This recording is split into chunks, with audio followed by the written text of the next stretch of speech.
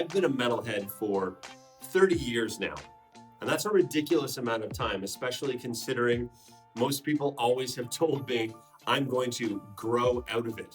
I didn't. I haven't. In that time, I've occasionally tried to show people a song or two in order to show them that heavy metal isn't just angry and chaotic or evil noise. It has a point, it has value, and sometimes it can be very uplifting and encouraging. Perfect example. The band is Lamb of God. The song is Walk With Me in Hell. Hands down, one of my favorite songs of all time. It is a blistering, face-melting, aggressive, monstrous song. However, when I tell people that it's actually a brilliant and hopeful song about the guitarist and his wife losing their first child and how they were going to get through that process of grief together, most people just dismiss the song right out. As soon as they hear the first growl or blast beat, they just throw it away. And you know what's sad? They end up missing the point that I was trying to show them. A heart-wrenching song that's emotional and about love, and it's a very human song that many people can relate to. I bet you've all experienced this too. You share a hobby or a YouTube video or a story, or you try to tell your parents about your favorite video game, and within seconds or by the end of your story, they have completely shut you down and missed the point. Well, tonight, we're going to talk about how God is most often misunderstood. That when he speaks, people often don't really get it. They don't understand what he's trying to say. The good news for us that we're going to hear tonight is that Jesus came to set the record straight. Grab your Bible and follow me to Matthew 5:17 to 20. It's a short little passage, but it's a pretty heavy hitter.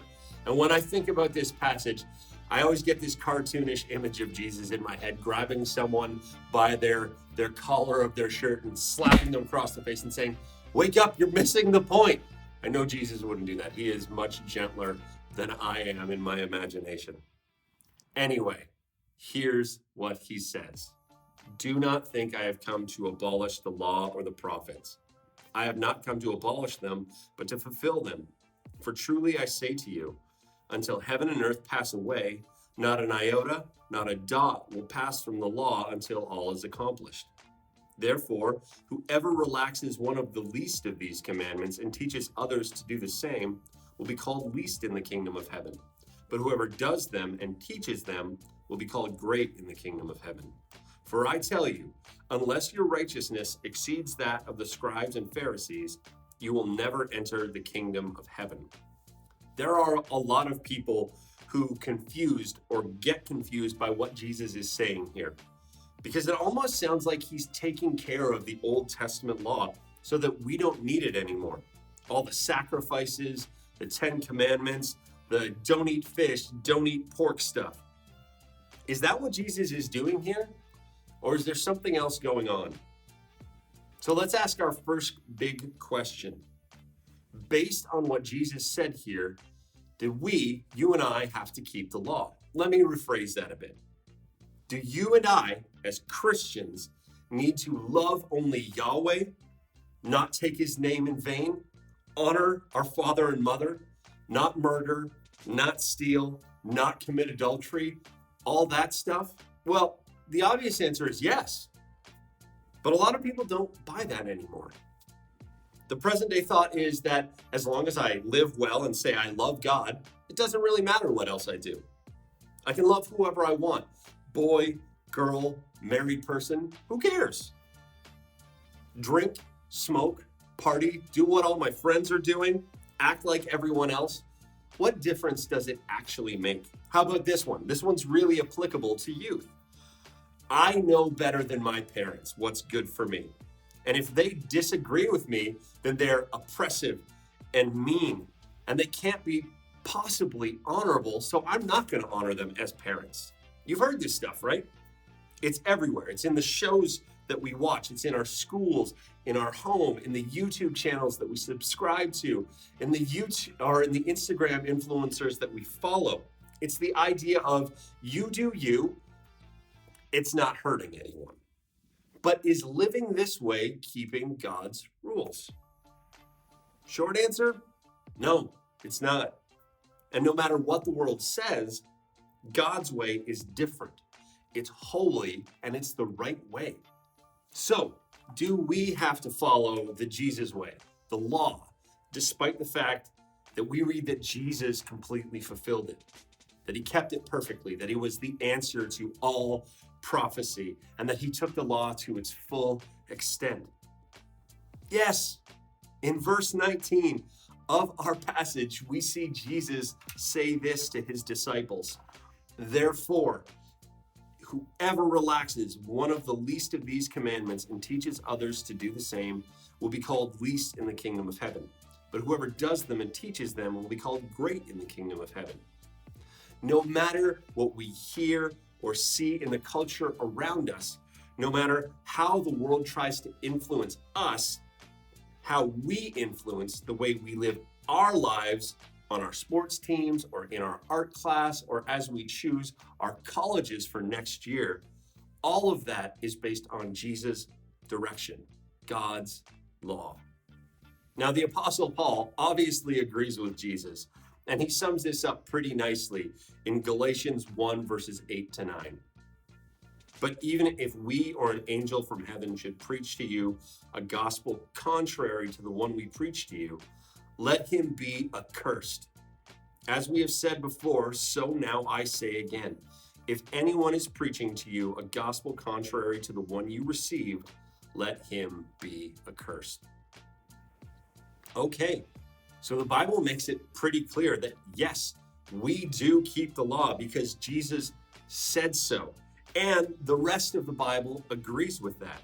But our next question is also pretty important. Can we keep the law? Can you or me or anyone else do everything exactly the way it says, perfectly, without messing it up?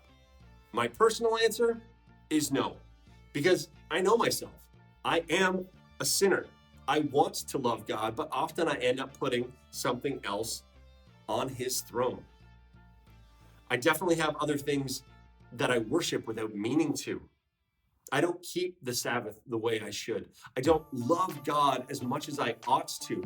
I still struggle with anger and other issues.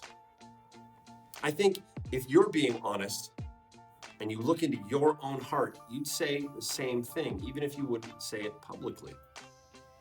Conveniently and obviously, Jesus agrees, and he wrote that down for us. He says that unless your righteousness exceeds that of the scribes and Pharisees, you will never enter the kingdom of heaven. The Pharisees were the best rule followers around, and Jesus said that even they couldn't do it. So, what chance do we have?